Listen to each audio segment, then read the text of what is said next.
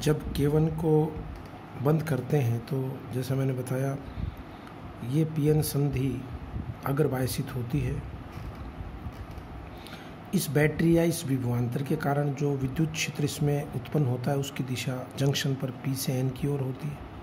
क्यों कि P सिरा उच्च विभव पर है, N सिरा N टर्मिनल निम्न विभव पर है।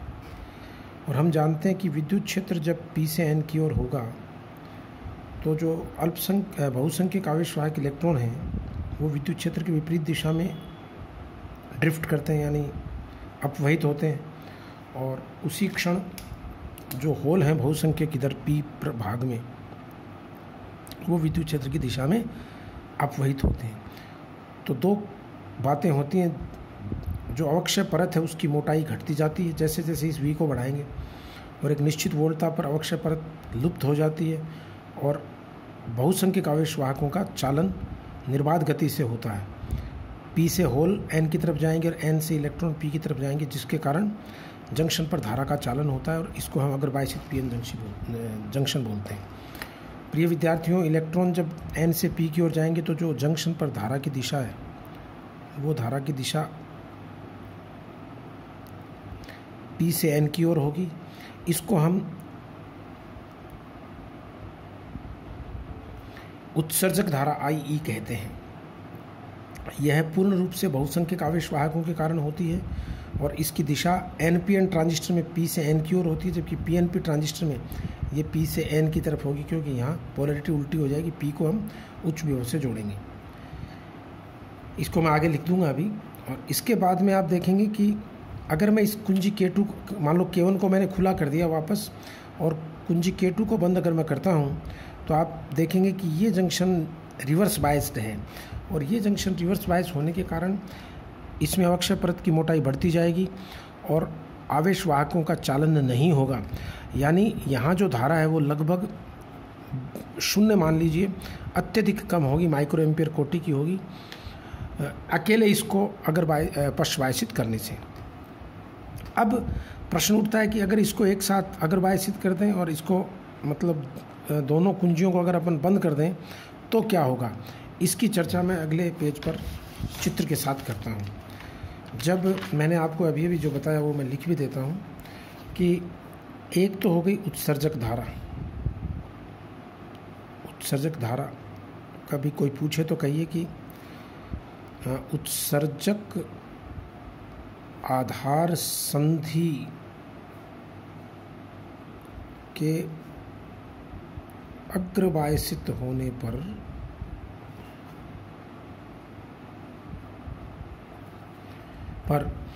बहुसंख्यक आवेशवाहक, ये आपको शब्द जरूर परीक्षा में लिखना है, बहुसंख्यक आवेशवाहकों के कारण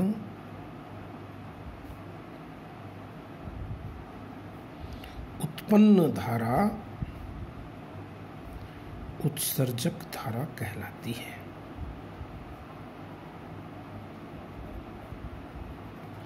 इसे IE से मैं डिनोट करूंगा। अब प्रिय बच्चों, अगर जैसा मैंने कहा कि दोनों जंक्शंस को अगर आप प्रॉपर बायसिंग देते हैं, K1 और K2 दोनों अगर आप क्लोज करते हैं, तो मैं कुंजियां नहीं दिखा रहा एक बार यहाँ पे,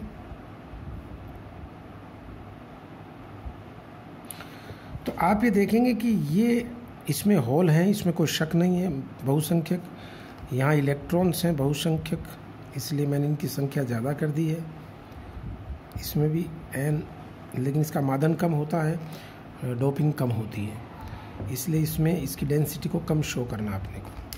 इक्का दुक्का आप होल ज़रूर दिखाइए, अल्पसंख्यक आवेशवाहक। अब आप ये देखेंगे कि जब आप K1 और K2 दोनों को क्लोज करते हैं तब ये बहुसंख्यक आवेशवाहक ड्रिफ्ट होंगे, इलेक्ट्रॉन इधर और ये होल्स इधर। ये भी हमने इसको भी बायसित कर रखा है, K2 को जोड़ रखा है और इसको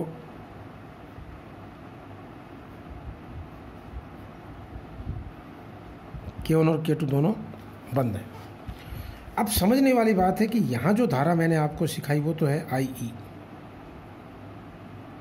एमीटर करंट। यहाँ बहुसंख्यक इलेक्ट्रॉन हैं और वो जैसे ही P प्रभाग में जाएंगे, चूँकि इनकी संख्या बहुत ज़्यादा है और आधार बहुत ही पतला है, ये P प्रभाग जिसको मैंने आधार कहा है, आधार अत्यधिक पतला होने के कारण ये ज़्यादातर इलेक्ट्रॉन क्या होंगे, उनमें से बहुत कम इलेक्ट्रॉन तो होलों के साथ संयोजित होंगे और उनको नलीफाई करेंगे, उदासीन करेंगे, लेकिन उसके अलावा अधिकतर ये इलेक्ट्रॉन इस पश्च बायसित संधि पे पहुंचेंगे। अब एक बहुत ध्यान देने वाली बात है, ये इलेक्ट्रॉन जो यहाँ बहुसंख्यक है, P भाग में ये अल्पसंख्यक है, और हम सब जानते हैं कि रिवर्स बायस की जो संधि है उस पर लगाया गया विद्युत क्षेत्र अल्पसंख्यक आवेशवाहकों को आप कह दीजिए ड्रिफ्ट करता है।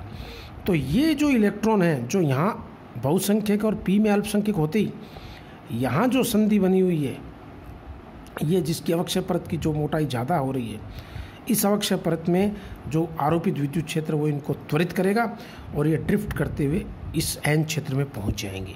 यानी इनमें से अधिकतर इलेक्ट्रॉन इस N प्रभाग में पहुंचने में कामयाब होते हैं। तो यहाँ जो धारा है वो जब इलेक्ट्रॉन P से N में जा रहे हैं तो धारा की दिशा N से P की ओर होगी। इसको हम संग्राहक धारा, कलेक्टर करंट कहते हैं। और इस IC का मान निश्चित रूप से IE से कम होता है। क्यों होता है कम? क्योंकि जितने इलेक्ट्रॉन यहाँ से यहाँ आएंगे उनमें से कुछ इलेक्ट्रॉन यहाँ P भाग में संयोजित होंगे और उनकी कमी को पूरी करने के लिए ये चालक अपने इलेक्ट्रॉन यहाँ देगा। इस कारण से बच्चों यहाँ कुछ जो धारा प्रवाहित होगी उसको हम बेस करंट बोलेंगे। ये जो करंट है ये IC करंट है। ये एक्चुअल में उन्हीं मेजॉरिटी चार्ज कैरियर्स के कारण डेवलप होती है जो N भाग से P भाग में अल्पसंख्यक बने और रिवर्स बायस को पार करते हुए, इस संधि को पार करते हुए संग्राहक प्रभाग में पहुंचते हैं। इस प्रकार अगर मैं किरचॉफ का फर्स्ट नियम जो मैंने पहले आपको पढ़ाया लगाऊं तो मैं कह सकता हूं IE बराबर IB प्लस IC सदैव सत्य होता है किसी भी ट्रांजिस्टर के लिए। ये किसी भी ट्रांजिस्टर में हमेशा सत्य होगा। यहाँ IB को मैं कहूँगा आधार धारा, इसका मान भी बहुत कम होता है। IC को मैं कहूँगा संग्राहक धारा, कलेक्टर करंट। और ध्यान देने वाली बात है, संग्राहक धारा को कैसे परिभाषित करेंगे कि वे बहुसंख्यक आवेशवाहक, संख्यक आवेशवाहक जो उत्सर्जक से आधार में पहुंचते हैं लेकिन आधार अत्यधिक पतला होने के कारण उसकी थिकनेस बहुत ही कम होती है। इनमें से अधिकतर संग्राहक आधार संधि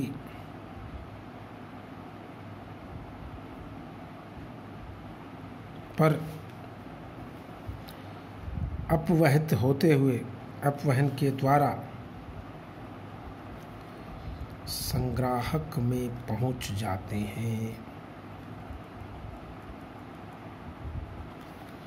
इसे हम संग्राहक धारा कहते हैं। इनके कारण उत्पन्न इसे हम संग्राहक धारा IC कहते हैं। अब कितने इलेक्ट्रॉन यहाँ से यहाँ पहुँचे उसका रेशियो भी बड़ा महत्वपूर्ण होता है। उसको अल्फा से डिनोट करते हैं, IC upon I alpha, IE is equal to alpha. ये काफ़ी महत्वपूर्ण क्वांटिटी है कि कितना प्रतिशत इलेक्ट्रॉन या बहुसंख्यक आवेशवाहक, मुझे कहना चाहिए PNP में ये होल हो जाएंगे, कितने प्रतिशत बहुसंख्यक आवेशवाहक जो कि यहाँ हैं ये इसमें पहुँचते हैं।